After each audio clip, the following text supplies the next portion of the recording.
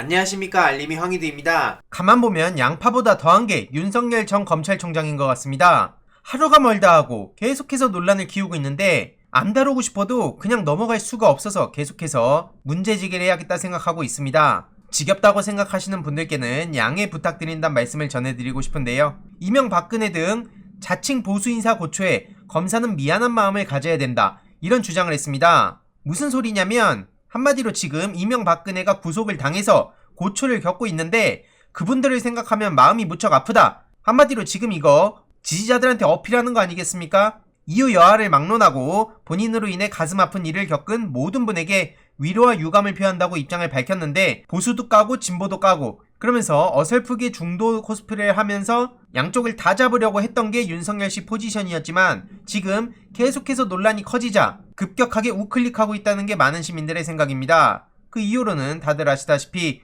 본인 장모 구속, 그리고 김건희 논란, 그리고 본인의 내로남불, 이런 논란들이 계속해서 커지니까 어떻게든 위기를 모면하고자 저러는 거 아닌가 라고 생각할 수밖에 없는 건데요. 검사는 수사로 인해 어려움을 겪게 되는 분을 최대한 배려하고 늘 미안한 마음을 가져야 된다고 강조했습니다. 말은 맞는 말이겠죠. 그런데 그 말을 윤석열이 하니까 아주 코웃음도 안 나온다는 겁니다. 당연히 시민들은 뭐라 생각하겠습니까? 그러면 정경심 교수는, 그럼 조국 전 장관은, 이에 시민들도 발광에 생쇼하고 있다, 조국 전 장관만큼 털면 무기징역이다, 인성이 개판이다, 이런 욕까지 나오고 있는데요. 이 사람이 지금 하는 행보를 보면 속으로 몇 번이고 욕이 나오지만 참겠습니다. 완전히 기회주의자다, 배신자다, 검사들이 지배계층이라 생각하는 윤석열과 군인만이 지배계층이라고 생각했던 전두환 씨랑 뭐가 다르냐, 이런 지적들도 이어지고 있죠. 심지어 문재인 정부를 향해선 선 넘었다, 권력 남용하면 반드시 몰락한다, 이 얘기 또한 그대로 윤석열에 한번 대입해봅시다.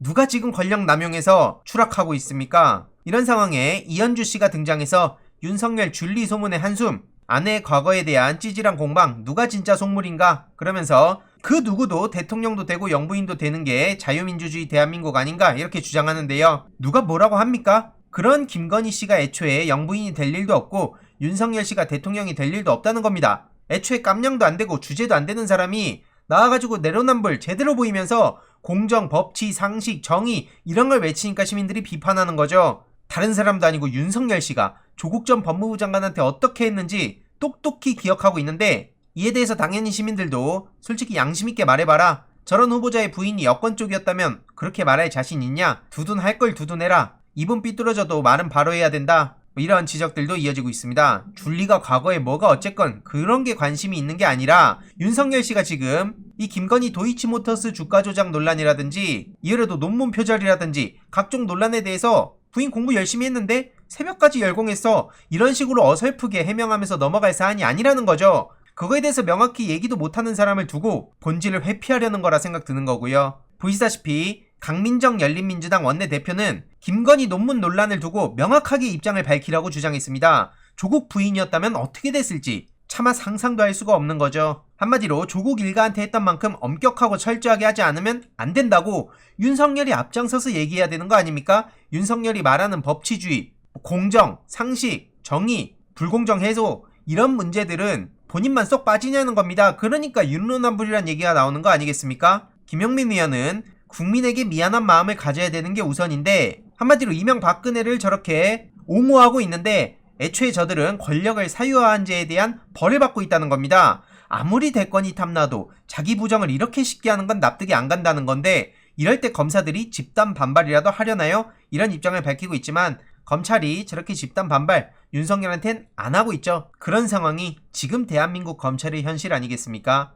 추미애 전 법무부 장관도 윤적윤이라는 신조어를 띄우고 있습니다. 한마디로 윤석열의 적은 윤석열이라는 건데 본인이 주장하고 세운 원칙들 하나도 안 지키고 있기 때문이죠. 윤석열 부인도 공인이고 검증 당연히 해야 되는 겁니다. 계속해서 본인한테만 관대한 모습을 보이고 있고 남들한텐 그렇게 쓴소리를 가장하면서 그냥 반대를 위한 반대만 하고 있는데, 특히 대표적으로 문재인 대통령에 반대되는 길만 걸어가려고 하는 게 지금 윤석열 아니겠습니까? 본인이 세운 어떤 원칙, 기준, 이런 걸 제대로 지키지도 못하고 비전을 제시도 못하고 그저 반대를 위한 반대하는 거 누가 떠오르지 않습니까? 맞습니다. 바로 안철수 씨죠. 그저 반문재인, 그 이상도 이하도 아닌 그냥 중간으로만 극중주의를 외치면 사람들이 날 좋아해 주겠지, 이런 생각을 하다가 말 그대로 폭망을 한 게 안철수입니다. 그런데 안철수 역시나 명불허전이란 생각이 들었는데요. 오늘 오전에 코로나 4차 대확산을 두고 대통령의 저주다 이런 식으로 또 정치질을 하다가 무려 댓글이 13,000개가 넘게 달릴 정도로 말 그대로 역풍을 맞기도 했습니다.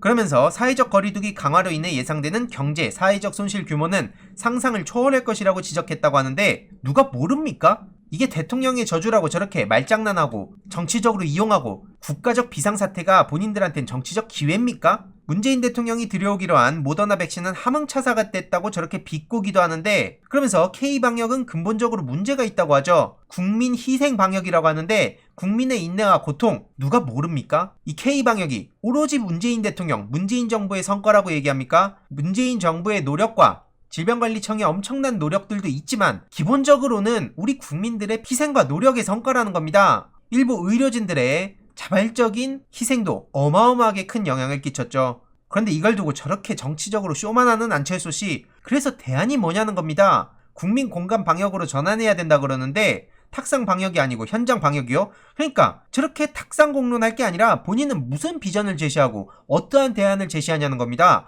계속 저렇게 10년째 말만 떠들고 있어요. 저렇게 지적만 하는 거 누가 못합니까? 이에 대해서 안철수가 이렇게까지 망가지다니 잠시나마 안철수를 지지했던 시간이 아깝기만 하다. 서울대 의대 출신 맞냐? 이런 따끔한 지적들도 이어지고 있고요. 오세훈, 정광훈, 권영진 코로나 시기에 엄청나게 큰 피해를 끼쳤다. 이런 지적까지도 이렇게 보시다시피 어마어마하게 많은 추천을 받고 있습니다. 이외로도 말의 품격이 없어졌다. 막말한다고 지지율 오르는 거 아닌데 안타깝다. 치료가 필요하다. 욕심 좀 버리고 살아라. 이 사람은 이래서 안 된다. 저주라는 말 아무데나 갖다 붙인다. 그냥 아무것도 하는 거 없이 투덜투덜댄다. 가지가지 한다. 태극기 부대 어르신인가 했다. 이런 지적들이 계속해서 이어지고 있습니다. 실제로 안철수 씨는 비호감 69% 압도적으로 저렇게 비호감 정치인 1위를 하기도 했습니다. 본인이 뭐가 문제인지 아직도 모르는 것 같아요.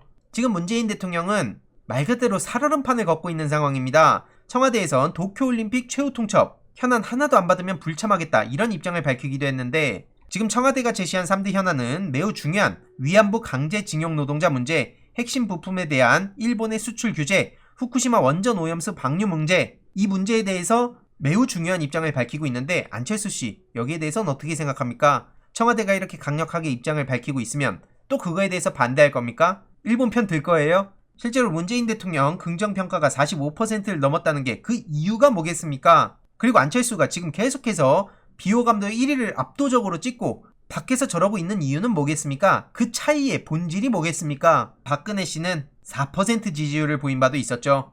이런 박근혜의 퀴즈로 알려진 이준석 씨는 최근에 김재원 씨의 논란을 두고 누가 봐도 화이트 해커라면서 이렇게 엄지손가락을 치켜 올렸다는 사실이 전해지면서 또 많은 비판을 받고 있습니다. 언론에서조차 이준석 입 리스크에 여성 지지율이 떨어졌다. 이런 지적들도 나오고 있죠. 국민의힘 내부에서도 비판의 목소리가 나오고 있는 상황이고요. 실제로 여가부, 통일부 폐지를 거론하면서 내부에서부터 그만 좀 해라 이런 얘기가 나오는 거죠. 이런 상황에 여성 유권자들은 빠르게 국민의힘 지지를 철회하는 모습을 보이고 있고요.